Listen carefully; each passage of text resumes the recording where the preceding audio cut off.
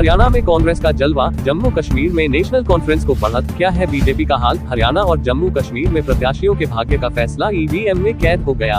अब मतदान की पेटी 8 अक्टूबर को खुलेगी और नतीजों की घोषणा की जाएगी। इससे पहले दोनों राज्यों के लिए एग्जिट पोल के रुझान सामने आ गए हैं, जिसमें सीटों का आकलन किया गया। बीजेपी का सफाया लगभग तय है।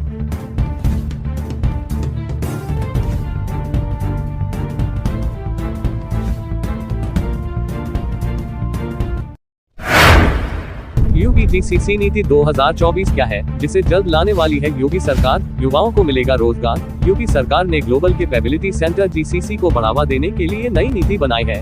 इस नीति के तहत राज्य सरकार यूपी के युवाओं को रोजगार देने वाली जीसीसी कंपनियों को आर्थिक मदद देगी। कंपनियों को स्टाम्प ड्यूटी में 100% छूट और अन्य सुविधाएं भी दी जाएंगी। इस नीति से प्रदेश में जीसीसी का तेजी से विस्तार होगा और युवाओं को रोजगार के नए अवसर मिलेंगे। सीएम योगी ने की एक घोषणा, जिसके बाद सभी अधिकारी लग गए काम पर। आईएएस अफसरों तक को मिल गई नई ड्यूटी। मुख्यमंत्री योगी आदित्यनाथ ने उत्तर प्रदेश को 1 वर्ष में गरीबी मुक्त बनाने की घोषणा की है, जिसके बाद अधिकारी उसके क्रियान्वयन में जुट गए हैं। मुख्य सचिव मनोज कुमार सिंह ने सभी मंडलायुक्त व जिलाधिकारियों को निर्देश दिए हैं कि प्रथम चरण के तहत 1 सप्ताह में ही गणनाकार एन्यूमरेटर के चयन की प्रक्रिया पूरी की जाए।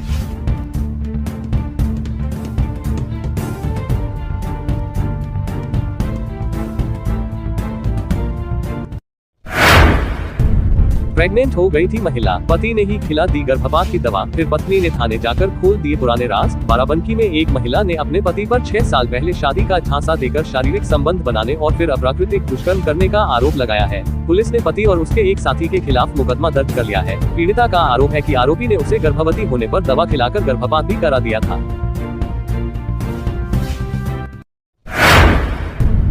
लाखों रेल यात्रियों के लिए अच्छी खबर, शाहगंज फेफना रेल मार्ग का जल्द हो जाएगा दोहरीकरण, समय में भी होगी कटौती। मऊ में शाहगंज फेफना रेल मार्ग के दोहरीकरण का काम तेजी से चल रहा है। सिर्फ 32.28 किलोमीटर की दूरी में ही कुछ काम बाकी है।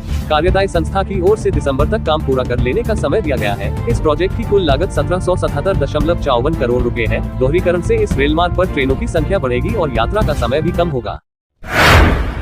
उत्तर प्रदेश में 25 नए सरकारी नर्सिंग कॉलेज खुलेंगे, लिस्ट में होगा शायद अपने जिले का नाम। यूपी में 25 नए सरकारी नर्सिंग कॉलेज खुलेंगे। मुख्यमंत्री योगी आदित्यनाथ ने 20 जिलों में नए राजकीय नर्सिंग कॉलेज के निर्माण कार्य में तेजी लाने के आदेश दिए हैं। वहीं 5 जिलों में नए राजकीय नर्सिंग कॉलेज के निर्माण की स्वीकृति भी प्रदान कर दी है। इन 25 नए राजकीय नर्सिंग कॉलेज के खुलने से कई छोटे शहरों में छात्र सिर्फ सरकारी फीस पर नर्सिंग की पढ़ाई कर सकेंगे।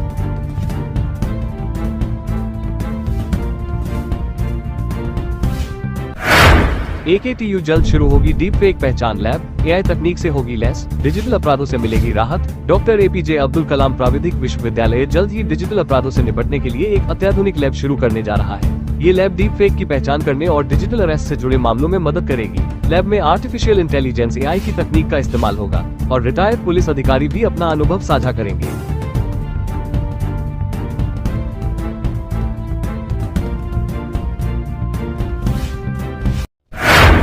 आपके पुराने मीटर से पकड़ी जाएगी स्मार्ट मीटर की गड़बड़ी। विद्युत वितरण कंपनियों ने बनाया प्लान। स्मार्ट प्रीपेड मीटर की गड़बड़ी को पकड़ने के लिए आपके पुराने मीटर का इस्तेमाल किया जाएगा। बिजली वितरण कंपनियों ने स्मार्ट मीटर निर्माता कंपनियों को आदेश दिया है कि वे स्मार्ट मीटर के साथ ही 5% तक पुराने मीटर भी मुफ्त में लगाएं। इससे उपभोक्ता पुराने मीटर से स्मार्ट मीटर की यूनिट का मिलान कर सकेंगे। किसी भी तरह की गड़बड़ी मिलने पर स्मार्ट मीटर को बदला जाएगा।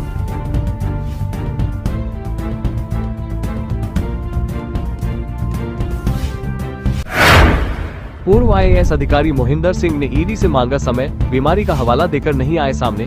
नोएडा के फ्लैट खरीदारों से ठगी के मामले में पूर्व IAS अधिकारी मोहिंदर सिंह ने स्वास्थ्य ठीक न होने का हवाला देकर प्रवर्तन निदेशालय ईडी से 3 सप्ताह का समय मांगा है।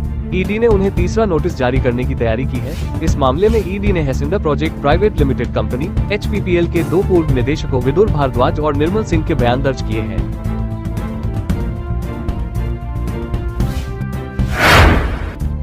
CO जियाउल हत्याकांड में 10 दोषी करार, 9 अक्टूबर को सुनाई जाएगी सजा। 1 बरी। प्रतापगढ़ के कुंडा में CO जियाउल हक के हत्याकांड में CBI कोर्ट ने 10 आरोपियों को दोषी करार दिया। ये आरोपी बलीपुर गांव में 2013 में हुए तिहरे हत्याकांड में शामिल थे, जिसमें CO जियाउल हक और 2 अन्य की हत्या हुई थी। सभी दोषियों को 9 अक्टूबर को सजा सुनाई जाएगी। इस मामले में एक आरोपी को साक्ष्य के अभाव में बरी कर दिया गया।